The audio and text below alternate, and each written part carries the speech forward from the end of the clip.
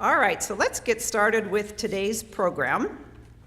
I'm going to talk to you a little bit about the Arizona and the national landscape, and I want to start with a few of these facts.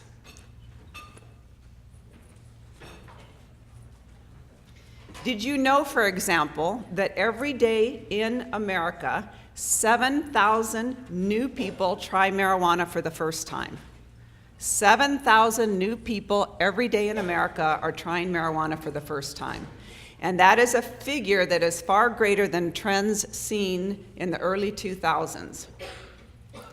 The number of daily or near daily users of marijuana in the year 2016 doubled compared to the number of heavy users about a decade ago. And overall, use by all ages of America of marijuana in America has jumped significantly. For ages 18 and up, there's been a significant jump in the percentage of marijuana users who are unemployed, and that's compared to the year 2015. The source for that data is the National Survey on Drug Use and Health, and I'm going to use a few more of their data points during my presentation. But I want to start with some Arizona data points for you. What I want you to understand is, first of all, that research has found that marijuana affects the brain negatively. And of course, most brains do not develop fully until the individual is well into their 20s. And so as I go through this data, it's just to set the stage for all of you for the fantastic speakers that are a part of today's program. But I want to start with giving you an overview of Arizona's medical marijuana program. Through the ballot, Arizonans passed medical marijuana in 2010, and every month, the Department of Health Services produces the monthly marijuana report. So the most recent report we have is from August of 2017. And first of all, the report tells us that Arizona has now almost 140,000 marijuana card holders. Their characteristics are, this is a breakout of their age groups. And as you can see, the 18 to 30-year-olds are the highest percentage of medical marijuana card holders. And you can see that males hold medical marijuana cards at a far greater rate than females do. So 62% of medical marijuana cards in Arizona are held by men. This chart shows you the qualifying medical condition of the card holders. And as you can see, cancer, less than 3% of Arizona's medical marijuana card holders have cancer. The greatest category is that category, that catch-all category of chronic pain. And about 84% of our card holders have the card for that catch-all chronic pain. This is a chart. The Arizona Department of Health Services charts daily sales of marijuana in Arizona. This chart shows you the month of August, and as you can see, there are some high peaks and then there's some lower levels. Those high peaks, those are the days of the highest volume of marijuana sold at our dispensaries. Those days that are the high peaks are what day of the week? Friday. So very consistently, month after month, our dispensaries are selling medical marijuana at the highest rate on Fridays. And then in terms of amount sold, this is for the month of May, close to, or actually a little bit more than 7,000 pounds of marijuana were sold in Arizona dispensaries during the month of May. And that's pretty typical month to month. Now I want to talk a little bit about some national data points, focusing on the National Survey on Drug Use and Health. And the National Survey is done every single year. They do national statistics, and then they also do state-to-state comparisons. And these are some of their findings from the last state-to-state comparison that the National Survey did. Overall, use of marijuana in Colorado and the state of Washington is both higher than and rising faster than the national average. So the chart to the left, that's the national average, and this shows you from 2011 to 2015. And the national average in 2011 was about 7%. So that's 7% of our young adults and older using marijuana. That increased by 2015 to almost 8%, but that's an increase of 5.6%. That middle column, that's the state of Colorado. So during the same time period, Colorado's increase was almost a 20% increase in the folks who are using marijuana on a regular basis. And then Washington is the column to the right. And Washington had a comparable percentage increase of about 12%.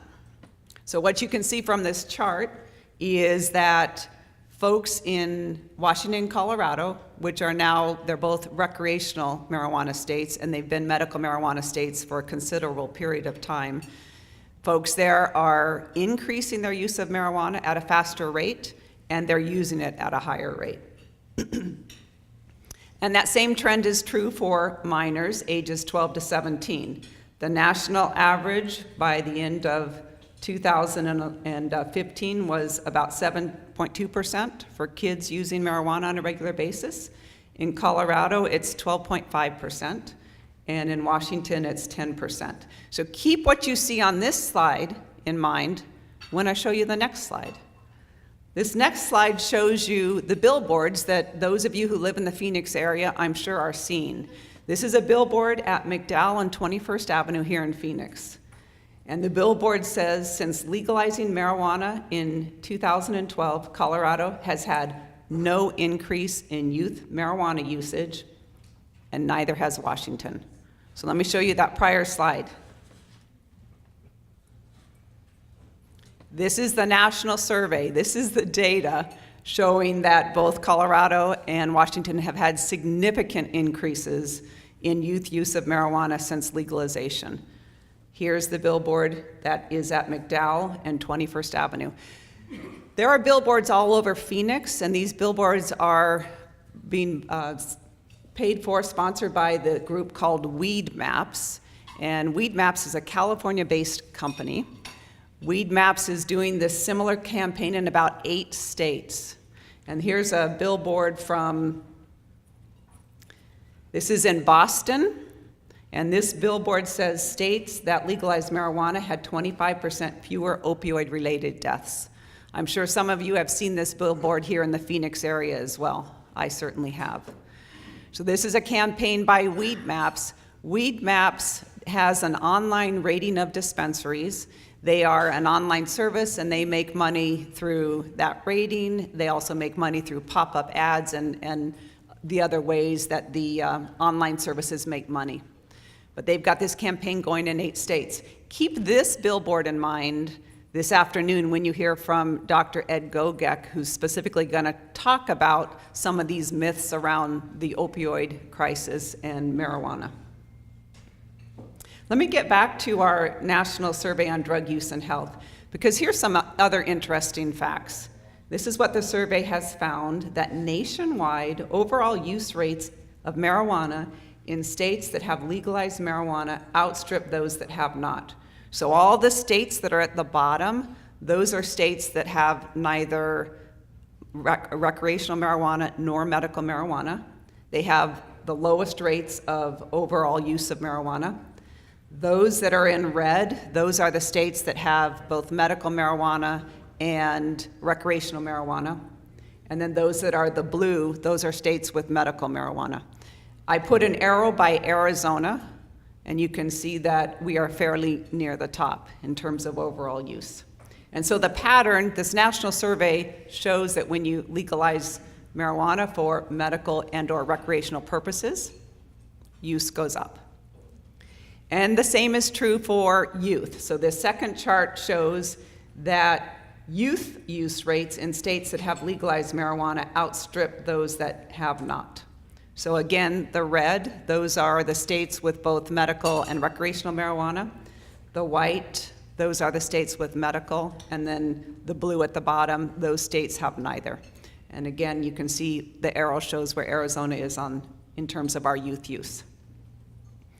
So speaking of youth use, let's talk about the Arizona Youth Survey from 2010 to 2016. The Arizona Youth Survey is done every 2 years here in Arizona, and it's commissioned by the Arizona Criminal Justice Commission, specifically looks at all of our youth across the state in grades 8, 10, and 12. And so we just got our survey results through 2016, and some really interesting facts emerged from that survey. So this is the chart that shows us which drug do kids in Arizona use most frequently. I think most people would say alcohol, or they would say cigarettes, and that's not true. The green line, that's marijuana, and that shows us that marijuana is the most frequently used substance by our kids. So kids are using this is 10 or more times a month using turning to marijuana more than cigarettes and more than alcohol. Alcohol, of course, is it's the orange line. That's the second highest substance used by our kids, followed by cigarettes, and then down at the bottom are sedatives and opioids.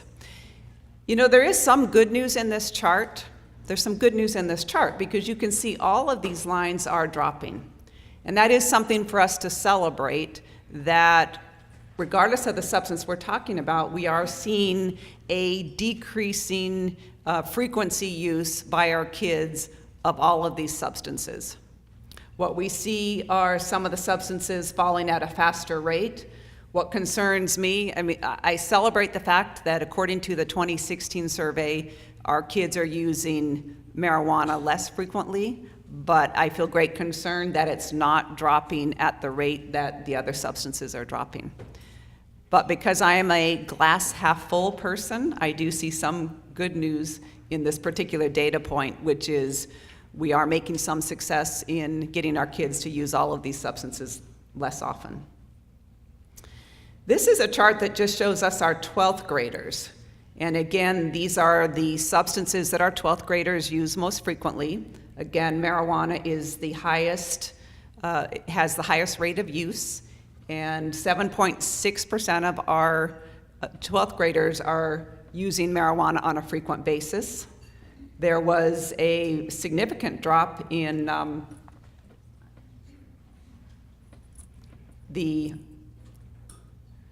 actually, I'm not sure if that one is correct. I'm not sure what that extra line is there, so I'm not going to talk about it. Anyway, alcohol and all substances, the top three, we're seeing a really good drop. Actually, that dramatic drop is the use of cigarettes. So again, good news, and then we'd like to see that happen at a greater rate with marijuana as well. And then this is really the chart that disturbs preventionists the most, and it certainly disturbs me the most. This and the next chart. So this is our kids telling us, grades 8, 10, and 12, what they're telling us is that it's easy to get marijuana and it's easy to get alcohol. So 54% of our kids say alcohol is sort of easy or very easy to acquire, which isn't surprising. It's in in many households anyway, it's in the kitchen. But with respect to marijuana, 46.7% of our kids say that marijuana is sort of easy or very easy to acquire. That's very concerning. And then this next chart is more concerning to me. And this is our kids' perception of risk of harm in trying marijuana once or in using it on a regular basis. And what we see, this trend, is that Arizona youth increasingly perceive little to no risk in using marijuana. And that's 68% of our kids say little to no risk in trying marijuana, 68% of our kids. And then 51.6% of our kids see little to no risk in regularly using marijuana. I'll leave it up to the experts on today's program to tell you why that is so concerning. But just think about that in your own real life experiences. If you perceive something is not risky, you're more likely to use it. This is a result, I think, of what's going on nationwide with respect to marijuana. The marijuana lobby industry has lobbyists, and they're constantly pushing their message that marijuana is safe, and that's witnessed by the billboards all across the valley. But here in Arizona, this portends, for me, something very ominous for our kids, that kids perceive that marijuana is not harmful. Just want to talk a little bit about marijuana-impaired drivers. The Governor's Office of Highway Safety came out with their drug-impaired driving report. And for the year 2015, they reported that 57% of fatally injured drivers were tested for drugs. So only 57% of drivers who were fatally injured were tested for drugs, and of that, 43% had drugs in their system, and 35% were for the drug marijuana. And that's an increase. And in terms of DUI drug arrest in the state of Arizona, in 2010, there were 1,679 DUI drug arrests.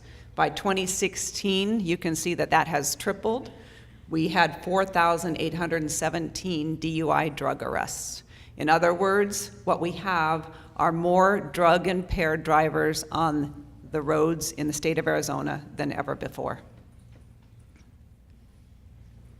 And I don't want to take away the thunder of Sergeant Jim Gerhardt, who's going to give us a fantastic presentation on what's going on in Colorado, but I wanted to throw up just this one slide on DUI marijuana-impaired drivers in the state of Colorado.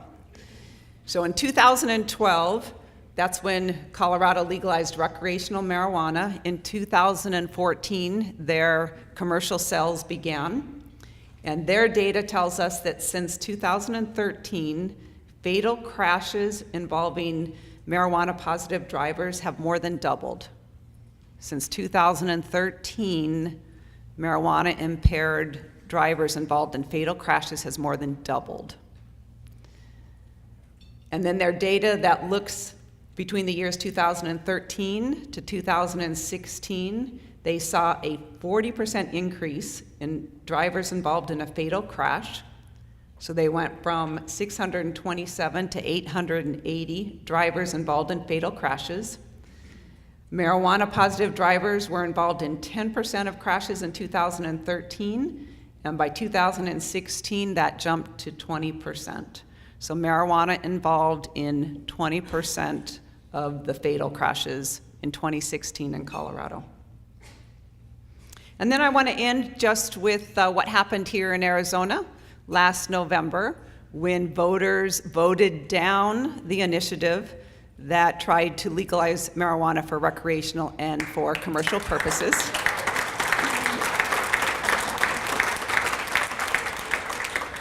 No votes were 51.3%, and yes votes at 48.7%.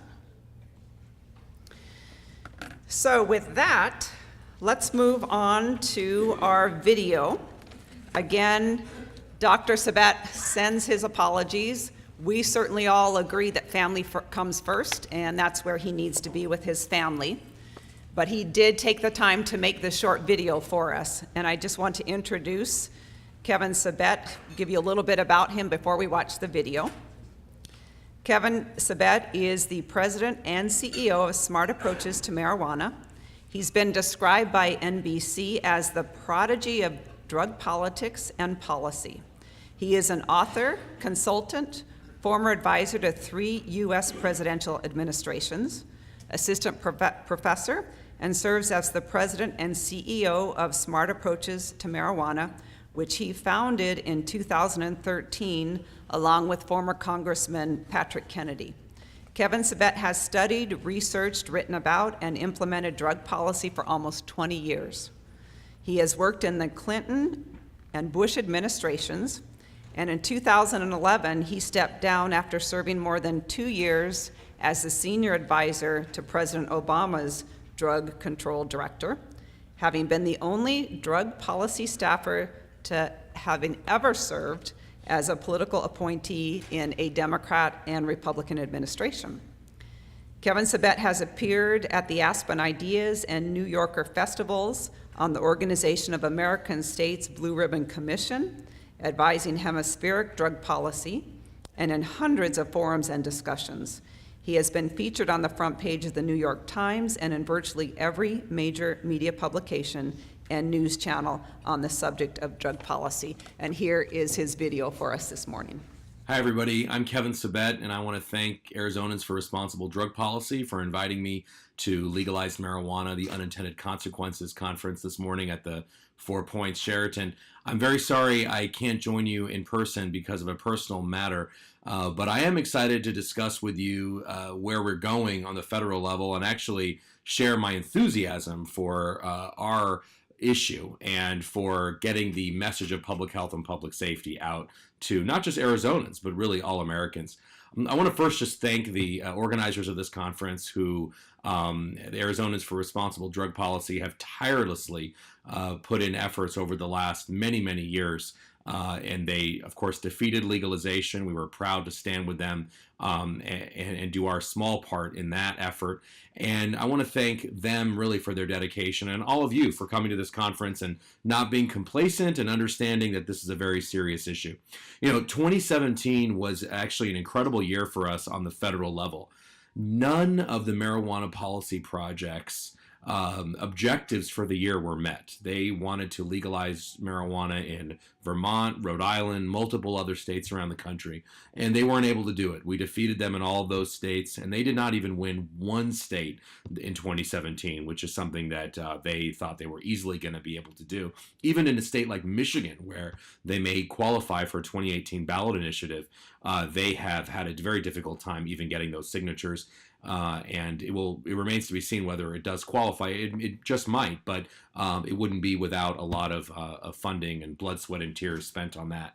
On the federal level, you know, we at SAM are very happy to represent this field and be there in Washington, D.C. as the only nonprofit focused on this issue in Washington, D.C., based there solely on marijuana with paid staff. And I am proud to say that we've done a lot to push back, especially against the Rohrabacher Amendment, which, as many of you know, Dana Rohrabacher, the libertarian, really Republican member from Huntington Beach, California, longtime marijuana enthusiast, he has been trying for really the last 10 years to make sure that DOJ cannot spend any money enforcing federal law in states that have passed medical marijuana laws. He did get it passed a few years ago, but this year they thought it would be very easy, you know, have an easy time to get through. It's been very difficult, and actually, with your help, we were able to defeat that measure in the House side.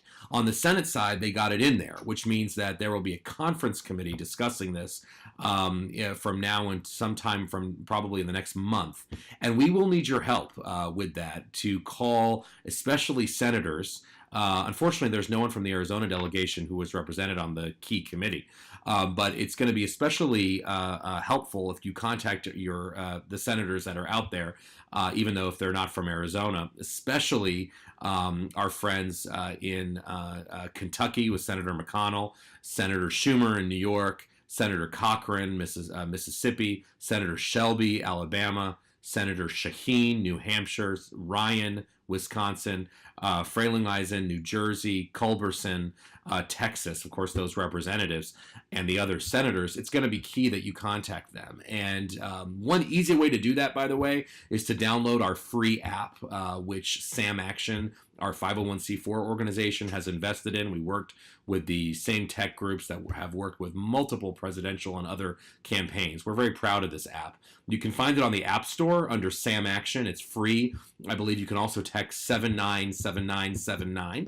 and you can get it there as well if you text Sam to that number. But the reality is, this app really keeps you well aware about what's going on the federal level, and it's just kind of like a Facebook group on your phone. You're able to just with one click write letters or call members, and that's really key. I also invite you to go to our website, learnaboutsam.org, and sign up for our updates. You will get updates via email that way.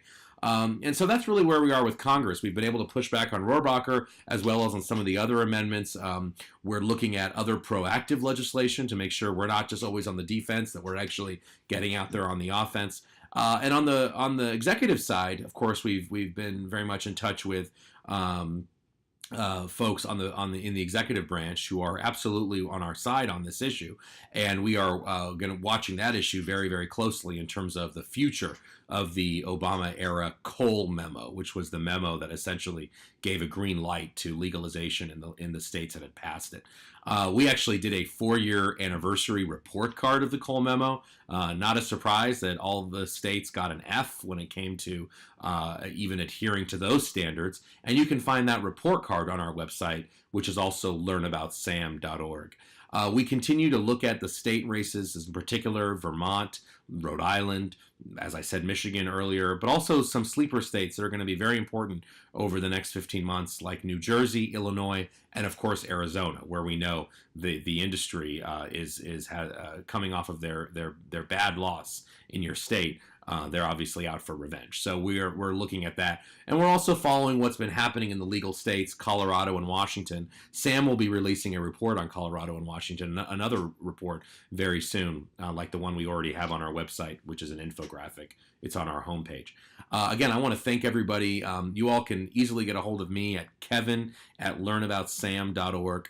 I want to thank you for your dedication. Apologize sincerely that I can't be there with you. I was looking forward to it, had my ticket in hand, but circumstances, unfortunately, made it impossible for me. So I appreciate your support of Sam, your knowledge, dedication into this issue that we're all in together, no matter what organization we represent.